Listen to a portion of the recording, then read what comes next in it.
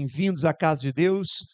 É um prazer a gente estar junto aqui nessa manhã e a gente junto poder compartilhar uma palavra. Amém, meus irmãos? Efésios capítulo 5. Você pode abrir a sua Bíblia no livro de Efésios, capítulo 5.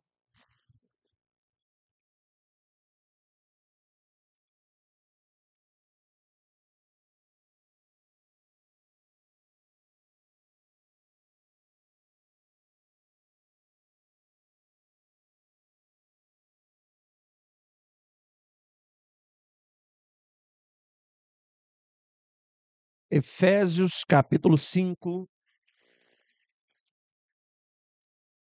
versículo 14. O tema da nossa mensagem é: Desperta tu que dormes. Desperta tu que dormes. Mais uma vez, o Espírito Santo nos impulsiona a crescer. Como eu disse para você, a jornada da maturidade, ela não se trata apenas de um culto, de uma reunião, mas é uma trajetória que nós precisamos ir trilhando. E a cada medida que o Espírito Santo nos dá algo, nos dá para a gente poder trilhar esse caminho de maturidade, de crescimento. Nós falamos domingo passado o que pode nos atrapalhar: a falta de maturidade e a carnalidade. E agora o Espírito Santo vem nos trazer um despertamento.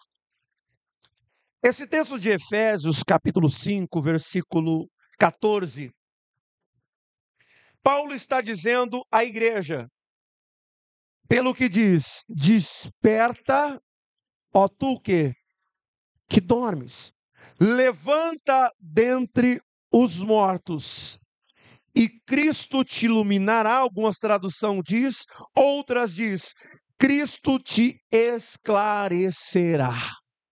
Amém, igreja? Então, olhe para mim, preste atenção. Paulo está completamente incomodado com a postura da igreja de Éfeso. Se você acompanhar toda a escrita, tanto no capítulo 3, capítulo 2, Paulo vem escrevendo e, de certa forma, incomodado com a postura. E Paulo está dizendo assim: vocês não estão percebendo aonde vocês estão dormindo. Paulo está convidando a igreja a se despertar, a sair de dentre os mortos.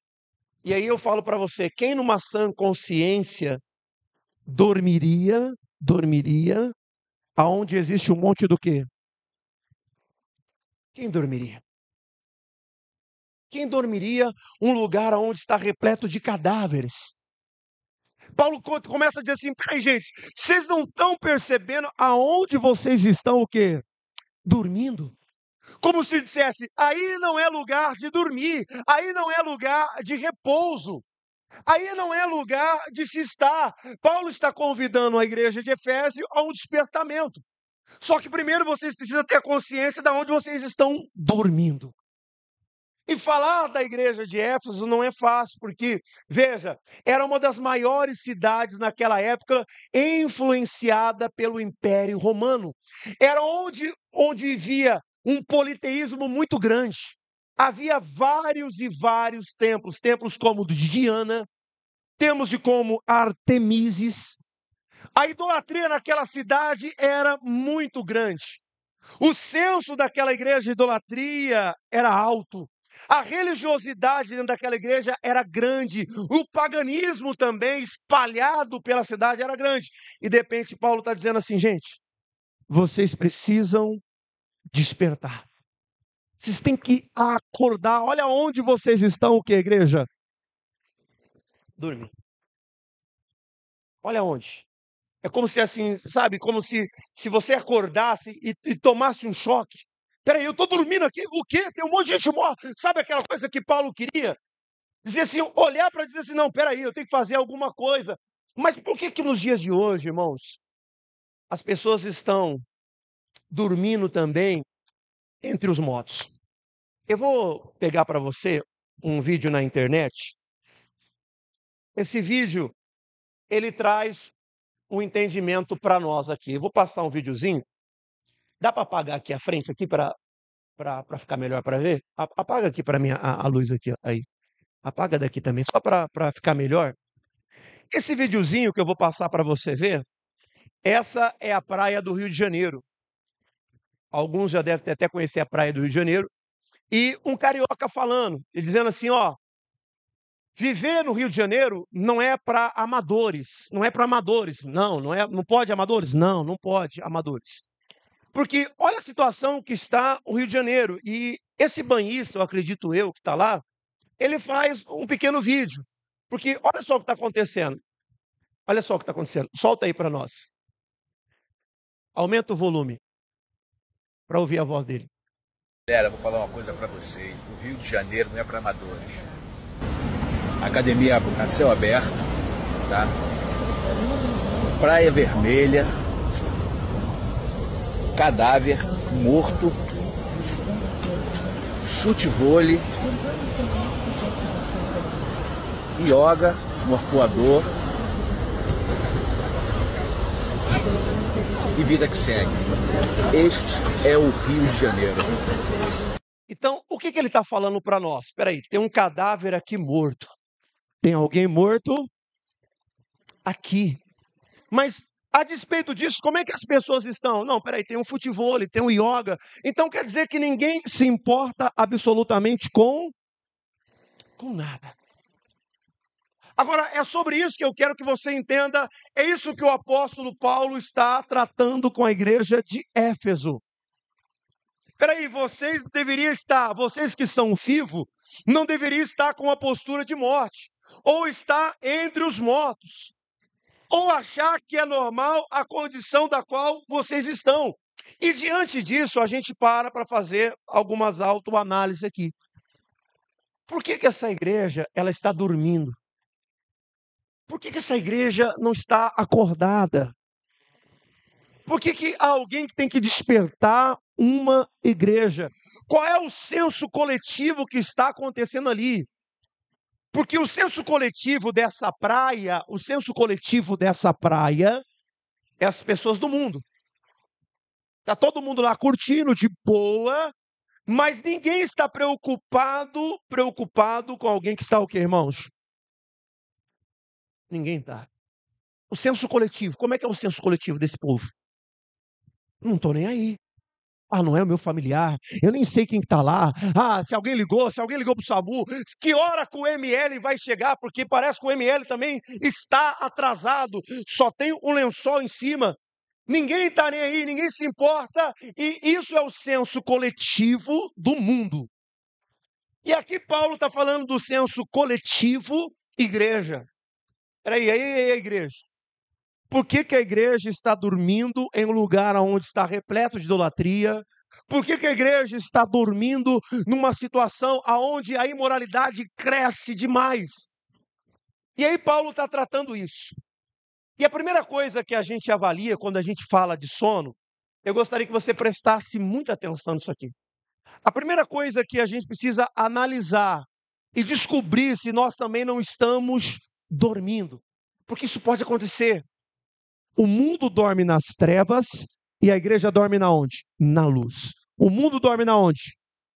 E a igreja dorme na onde? Na luz.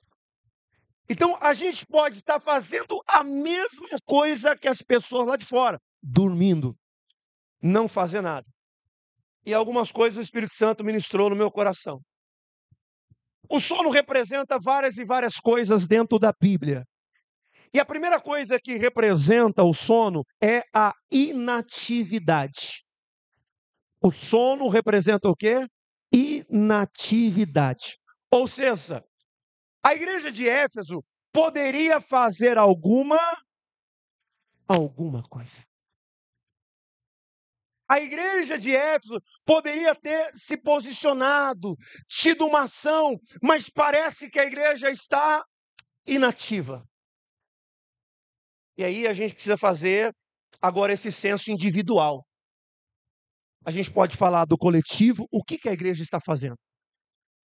A igreja não faz nada, a igreja não faz nada. Aí a pergunta individual, e o que eu estou fazendo? O que eu estou fazendo? Porque é sobre isso que o apóstolo Paulo está dizendo. O que está acontecendo? Qual é a causa da inatividade? Qual é a causa? Por que essa igreja ela está inativa? O Senhor não colocou uma igreja para ficar inativa, mas para ser ativa. Todo cristão é chamado para ser ativo. Quem está entendendo isso aqui, diga glória a Deus. Fala por um irmão que está ao seu lado, você foi chamado para ser um cristão ativo.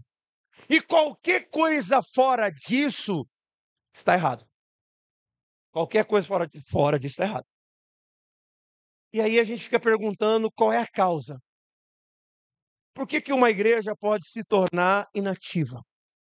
Paralisada, sem fazer absolutamente nada. A gente gera esse senso coletivo, o individual. Então vamos avaliar o individual. O que pode estar gerando a inatividade? A falta de propósito. Falta de propósito. Provoca o irmão e pergunta para ele, qual é o seu propósito de vir aqui? É uma mensagem que vai te provocar o tempo inteiro. Eu sei que é difícil. Ela vai te deixar você um tanto desconfortável. E esse desconforto vai fazer você mudar. Amém, igreja? Quem está preparado para isso, diga glória a Deus. Qual é o propósito? Então, vamos imaginar aqui, vamos imaginar que a igreja de Éfeso, ela está vindo assim, todo domingo, não falta, é uma igreja que está todo dia ali, mas qual é o seu propósito? Qual é o nosso propósito? Qual é o nosso propósito coletivo? Qual é o nosso propósito individual? Então, quando a gente começa a olhar para a igreja de Éfeso, parece que essa igreja, por que ela se tornou inativa? Por que ela está parada, dormindo? Porque ela está perdendo o senso do seu propósito. Qual é o meu propósito? Eu tenho um propósito. Nós, como igreja, fomos chamados para que igreja? Um propósito. E no meio do caminho, algumas pessoas podem mudar o seu propósito. No meio do caminho, as pessoas podem deixar apagar e morrer o propósito. Então, um dos primeiros motivos, a igreja está perdendo o seu propósito. Segundo motivo que a gente olha, toda igreja, se ela perde o propósito, ela fica desanimada. Desânimo. Quantas pessoas que são tomadas por um desânimo? Por que você não faz? Eu estou desanimado. Por que você não faz? Estou desanimado. Por que você não age? Eu estou desanimado. Por que você não faz isso? Eu estou desanimado. Por que você faz aquilo? Eu estou desanimado. Você percebe que o desânimo também inativa as pessoas? O desânimo. Outra coisa dentro que pode estar acontecendo dentro da igreja de Éfeso. A mágoa. A gente fica magoado, fica chateado e para de agir. Para de agir. Ah, pastor, mas eu ajudei tanto. Eu já ajudei tanto. E por que você parou de ajudar? Ah, porque aconteceu isso aquela vez, e aí aconteceu isso aqui, e aí aconteceu aquilo lá, e aí aconteceu mais isso aqui, e depois essa aqui de novo, pastor. E aí você parou. Por que você parou? Por causa da mágoa.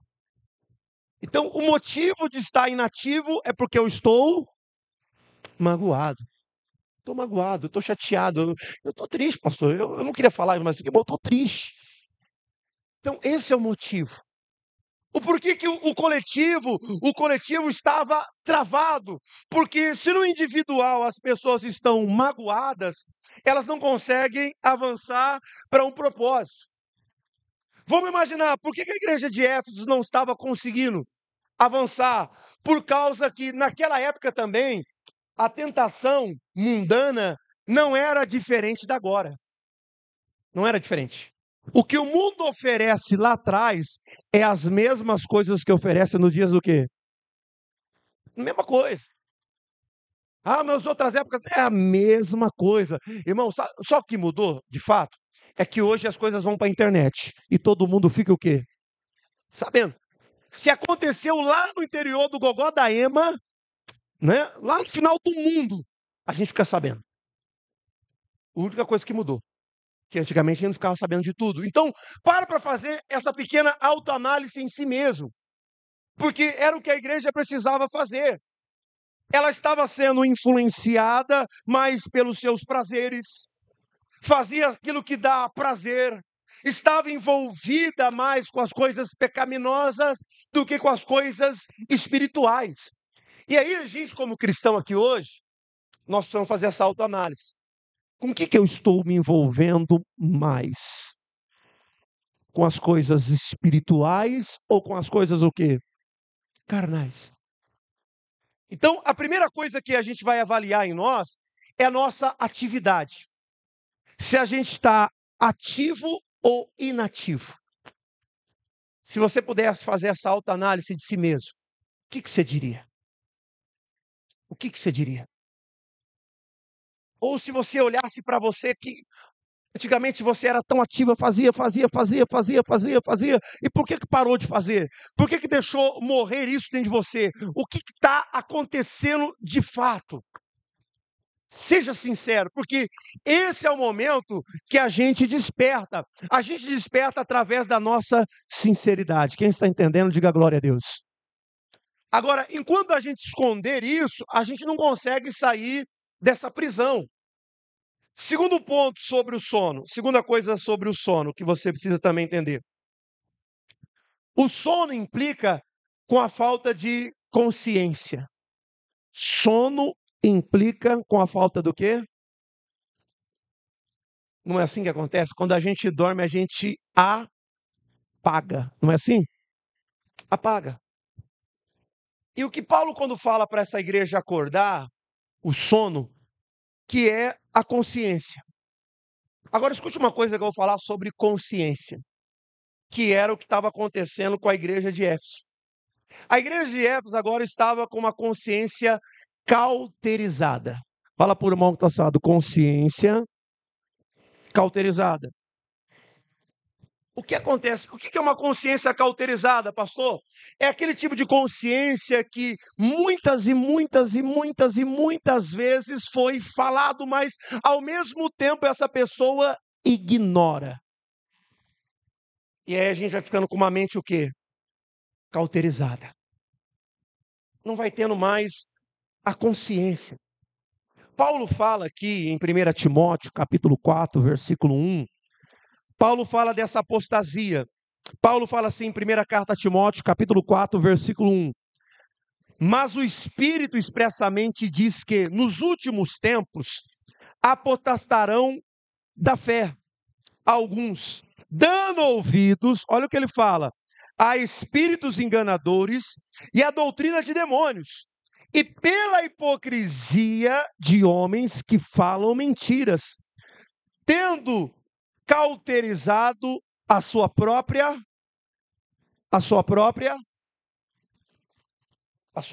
consciência. Então, vem cá. O vídeo que nós assistimos agora, a gente olha no coletivo, a gente vê uma consciência cauterizada. Tem um morto, mas ninguém o que, igreja? Se importa. Será que as pessoas se acostumaram a ver pessoas mortas? Será que as pessoas se acostumaram tanto ver gente morta? Ah, mais uma pessoa morreu na praia, mais outra pessoa morreu na praia, mais outra pessoa morreu na praia. E aquilo começa a ficar normal. Não traz mais uma repúdia. Meu Deus, está alguém morto aqui. Eu não sei, irmãos, mas eu cresci numa cidade pequenininha, interior de São Paulo, e algumas coisas no interior chocam, somente quando morre alguém, não é assim? Pode ter morrido de causa natural. O cidadão estava lá em casa, parado na janela, igual ele ficava todo dia assim, ó, parado na janela, morreu na janela. Infarto fulminante, morreu ali, ó. Mas é um choque. Aí vinha toda a rua para ver, a rua comovida, o fulano e tal, morreu, como é que pode? Nossa, ciclano. A rua inteira vinha. A rua inteira vinha. E parece que nesse vídeo ninguém vai. Ninguém vai. Parece que a mente das pessoas estão como? Cauterizada. Não sente mais. Não sente mais. E é isso que a gente tem que começar a avaliar. Se nós conseguimos sentir. Porque isso vai acontecendo, irmão, na nossa vida cristã, espiritual, e é terrível. Porque a gente pode se acostumar com muita coisa. A gente pode se acostumar em não sentir mais a presença de quem? Tem gente que acostuma. Tem gente que vem, só fecha os olhos aqui, ó, fecha os olhos, mexe a boca, finge que está orando, mas não sente nada. Nada. E para ela tá normal. Tá normal. Ela pode vir, né? Para algumas pessoas é normal. É normal entrar. Deixa eu dizer para você, não é porque você chegou atrasado, não, pelo amor de Deus, irmão, não é porque alguém chegou atrasado, mas está aqui na mensagem. A gente acaba normal, achando normal prestar metade de um culto. A gente começa a achar normal. Ah, eu vou lá. Cheguei, deu tempo, deu, né? Pelo menos eu peguei um pedaço. Não, peraí. Você está se acostumando a prestar um culto incompleto. O culto incompleto. E aí, uma sucessão de culto incompleto, mais culto incompleto, mais culto incompleto. O que eu vou me tornando? E a gente acostuma. A gente vai acostumando a não sentir a presença de Deus. A gente vai se acostumando a prestar um culto o quê? Incompleto. A gente vai se acostumando a oferecer metade de nós, mas não a totalidade de quem? A gente vai se acostumando. Isso vai gerando uma consciência dentro de nós que parece que tudo está e não está, irmão. É disso que o apóstolo Paulo está falando. Vocês estão dormindo, vocês perderam a consciência. Isso deveria incomodar. Isso deveria incomodar. Isso deveria falar, não, peraí, eu estou errado. Não, peraí, isso aqui está errado. Peraí. Olha o jeito que eu estou vivendo, a forma que eu estou vivendo. Olha o caminho que eu estou pegando. Peraí, isso me incomoda. Por que eu estou querendo essas coisas que outrora eu não queria? Por que eu estou vivendo desse jeito? Por que eu estou indo para esse caminho pecaminoso? Isso deveria incomodar. Mas quando a consciência se torna cauterizada, é o que Paulo está falando. Porque muitos vão perder a fé. Esse apostar da fé, irmãos, é alguém que conhecia a palavra, não é alguém que não conhecia, é alguém que conhecia, mas é alguém que abandona a sua fé. Por que abandonaram a fé? Porque ouviram espíritos o quê? Malignos. Preferiram ficar em doutrinas malignas. E a mente ficou como, igreja? Cauterizada. A gente começa a achar que é normal. É assim mesmo. Ah, fazer o quê? A gente começa a concordar, irmãos, com muitas coisas que estão erradas na nossa vida, que estão erradas na nossa casa. A gente começa a concordar. A gente começa a aceitar e vai achando que é o quê? Normal. E não é. E o Senhor está nos despertando hoje. Deus está colocando em nós uma consciência. Diga glória a Deus. Uma consciência. Deus nos trouxe aqui para um despertamento, irmãos. Ele não nos trouxe aqui para ficar dormindo nesse sono de morte. Peraí, não está normal isso aqui. Não está normal. E era isso que o apóstolo Paulo queria. Só que quando a mente ela está cauterizada, a gente não liga. A gente se acostuma até com o morto. A gente se acostuma, não parece que não é nada. Não choca mais. Não choca mais. Não leva mais nada. A gente olha para essa postura, das pessoas na praia, mas será que em relação aos perdidos aí fora, nós não estamos do mesmo jeito? Será que nós estamos olhando e falando assim, o que eu posso fazer para salvar alguém, Senhor? O que eu posso fazer para ganhar alguém dessa rua? O que eu posso fazer para ganhar alguém desse bairro? O que eu posso fazer para ganhar alguém do trabalho? O que eu posso fazer, Senhor? Ou será que a gente fala, essas pessoas não quer nada não, só quer bagunça, só quer farra. Eles não querem nada com Deus não. Não quer nada com Deus. Não quer nada. Essa pessoa não quer nada. A gente acaba acreditando, criando uma mente cauterizada, achando que as pessoas não querem nada com quem? Com Deus. E a igreja de Éfeso, ela entra nessa situação. Ela entra em um ponto que não importa mais, que ela não liga mais. Ela começa a ficar ali, dormir com mortos, dormir com quem? Acordar com mortos, dormir com mortos, acordar com mortos, dormir com mortos, acordar com mortos, dormir com mortos e acordar com quem? Com mortos. Então, o que Deus está nos chamando aqui hoje, igreja, é para uma mudança de postura. Peraí. Não, não aceito mais isso. Na minha casa, na minha família, no meu casamento, na minha vida espiritual. Porque, irmãos, a tendência do diabo é sempre levar a gente para viver uma consciência cauterizada. Amém, igreja? E a do Espírito Santo é sempre nos levar para um despertamento, para uma paixão. É interessante que no livro de Miqueias há um momento de juízo. Livro de Miqueias, capítulo 6, versículo 8. Ele está dizendo assim para o povo, trazendo a memória, trazendo a lembrança. Coloca para mim na tela, Sidney, Miqueias, capítulo 6, versículo 8, na linguagem de hoje. Miqueias, capítulo 6, versículo 8. Diz assim, ó, na linguagem de hoje, no telão. No telão, coloca para mim, por favor. Se o Senhor já nos mostrou que é bom, Ele já disse o que exige de quem? De nós. E o que Ele quer que façamos, o que é direito, e que amamos uns aos outros com dedicação e humildade, obediência ao nosso Deus. Então, veja, o profeta Miqueias está trazendo um despertar, uma consciência. Deus já mostrou para nós o que Ele espera de mim, de você. O que Ele exige. O que Ele quer que a gente faça. Só que a gente, como eu disse para você, às vezes no meio do caminho, podemos ficar com a mente o quê, irmãos? Cauterizada. No meio do caminho. Deus já mostrou o que Ele quer que você faça. A pergunta é se você está disponível para fazer. Essa é a pergunta.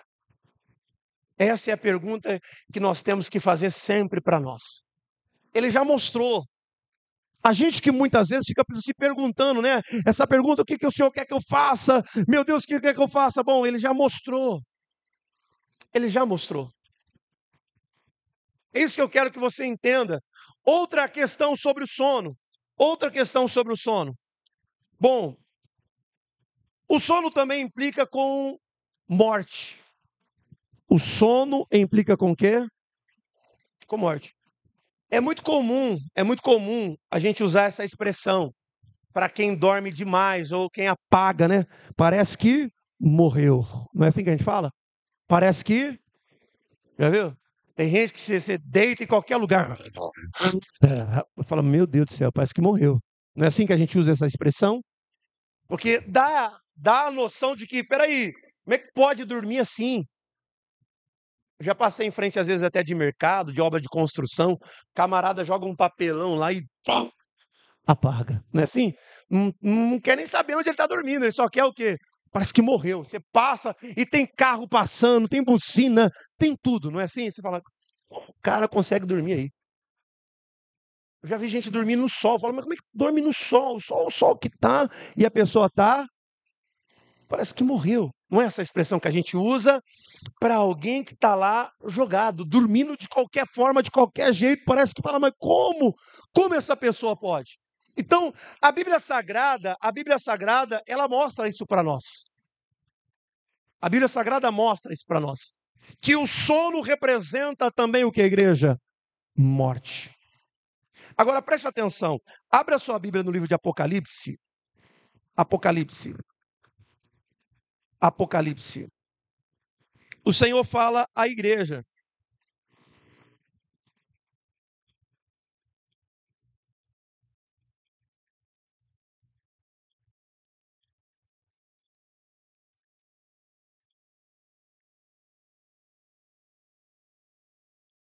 Apocalipse.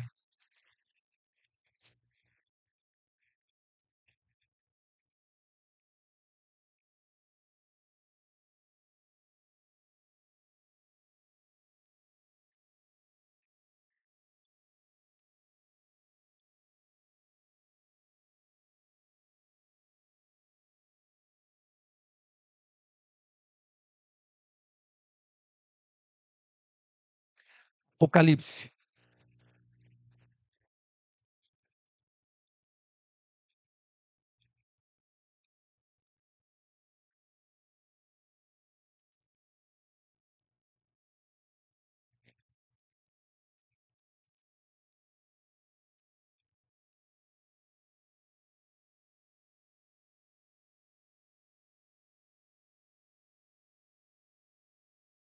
Apocalipse, capítulo 2. Quem encontrou, diga glória a Deus.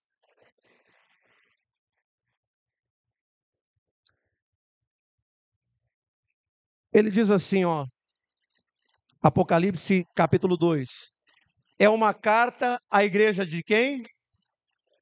Qual igreja? A igreja que Paulo está falando que está o quê? Dormindo. Paulo falou que a igreja de Éfeso está o quê? Dormindo. E aí, essa carta endereçada à igreja, depois dos seus 40 anos, diz assim, ó: tenho contra ti que deixaste o primeiro, lembra de onde caíste, arrependa e pratica o quê? As primeiras. Se não se arrepender, brevemente virei a ti e removerei o seu lugar e o teu candeeiro, se não te arrependeres. Tens, porém, o teu favor, que odeia as obras dos nicolaítas, os quais também odeio. Quem tem ouvidos, ouça o que o Espírito diz quem? A igreja. Amém, irmãos? Olhe para mim. Agora, a carta que é endereçada à igreja de Éfeso, o Senhor está dizendo assim, ó: lembra da onde caíste. Foi aqui que vocês ficaram, foi aqui que vocês permaneceram. Houve uma queda e dali vocês não se levantaram e voltaram ao primeiro amor. E quando a gente fala de voltar ao primeiro amor, sempre traz aquela ideia de conotação de que volta, né, para aquele sentimento do começo, né, volta. Não, mas o que ele está dizendo, é a forma de como eles faziam. Porque preste atenção, qual igreja que luta contra as doutrinas erradas? Porque a Bíblia está dizendo que eles lutavam contra os nicolaítas. Qualquer heresia que aparecia, eles eram contra. Ó, não aceitava. Deus está até aplaudindo eles. Olha, vocês lutam contra isso, vocês têm discernimento espiritual. Então não é uma igreja que perdeu completamente o discernimento espiritual. Não é uma igreja que não consegue reconhecer uma heresia. Opa, peraí, isso é errado, isso aí não é bíblico, não. Aquela igreja conhecia. Agora o que está falando é a forma de como estava fazendo. Fazendo o que estava fazendo, mas fazendo sem amor. É sobre isso que está tratando aqui. É fazer, continuar fazendo, mas está fazendo sem. Está fazendo o trabalho de Deus, mas está fazendo o trabalho de Deus sem amor. É sobre isso que está retratando a igreja. É sobre isso que o apóstolo Paulo, lá atrás, está resgatando de volta. Paulo está dizendo para eles assim, ó: desperta tu que dormes. E é isso que nós precisamos fazer aqui hoje, irmãos. Despertar. Ser ativo. O que eu posso fazer? Eu não vou ficar inativo. Eu não vou querer ser um crente que não faz absolutamente. Eu quero fazer alguma coisa. Eu quero poder ajudar, eu quero poder estar com alguém, poder ajudar a vida de alguém. Tem tantas pessoas, é o que eu falo sempre, irmãos. A gente fala assim, mas eu tenho pouco conhecimento. Tem gente que não tem nada. Ah, mas eu não sei ler, pastor, eu não sei isso. Mas está ali dentro de você, a fé ela vem por ouvir. Amém, igreja? O tanto que você já ouviu, eu posso fazer alguma coisa. Eu não quero mais ficar só parada. Eu não quero ficar só parado. Eu quero fazer alguma coisa. Eu não quero dormir e acordar com os mortos. Eu não quero chegar a um ponto que a minha consciência fique cauterizada. Que eu me acostume. Que eu me acostume a não cultuar, a não orar, a não prestar um culto completo a quem? Eu não quero me acostumar a não sentir a presença, orar. Espera aí, eu vou me humilhar aqui e eu quero sentir a presença. Não quero ficar fora da presença. Amém, igreja? Quero, quando eu olho para o irmão do lado se derramando, o irmão do lado chorando, a presença ali e aqui, nada. Não, não, não, não. Eu quero também. Eu quero também. Essa consciência que a igreja precisa criar.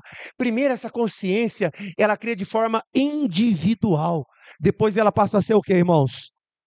Coletiva. Eu quero isso também. Eu não posso ficar olhando para a minha vida morta, nesse estado. Eu não posso. Eu preciso voltar ao primeiro amor. E voltar ao primeiro amor é isso. Tudo que eu fazia não era forçado, não era obrigado, não era ordenado. Era amor. Ninguém me acordava de madrugada. Acordava por amor. Ninguém ficava mandando, olha para a igreja, hein? Vamos para a igreja hoje, hein? Ó, tem que ir para a igreja. Eu vinha por amor. Não importava se está cansado ou não, se a jornada foi longa ou não, se as coisas estão dando certo ou... Vinha por amor. O que me movia a estar era amor, não importa. Não importa, tudo que eu fazia era amor. E é sobre isso que o Senhor está falando. A gente vê a igreja de Éfeso recebendo elogio, uma postura, mas onde o Senhor está advertindo? No amor. Não é só fazer. Não é só fazer. O Senhor não está te chamando só para fazer.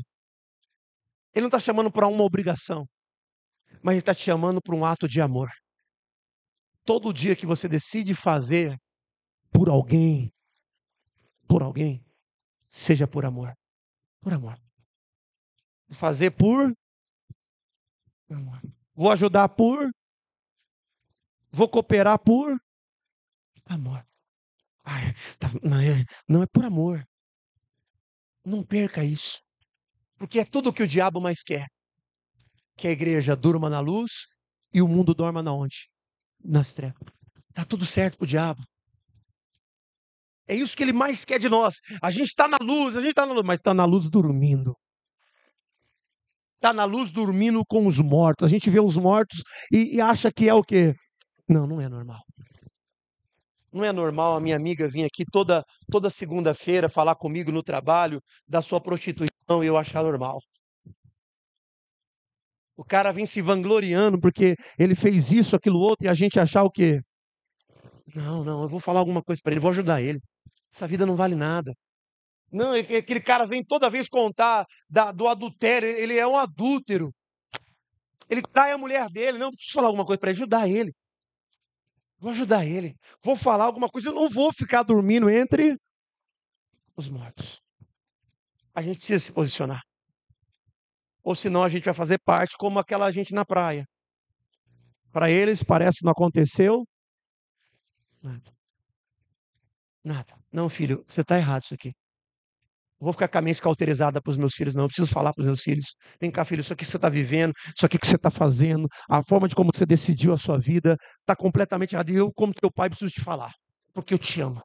Filha, eu preciso te falar porque eu te amo. Não tem ninguém mais nesse mundo que te ama do que eu. Eu preciso te falar. Eu não posso ficar com a minha mente cauterizada e achar que é uma fase e achar que isso é o quê? Normal. Eu não posso.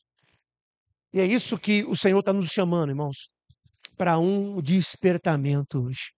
Desperta, ó tu que dormes. Amém, irmãos? Pode aplaudir a Jesus bem forte.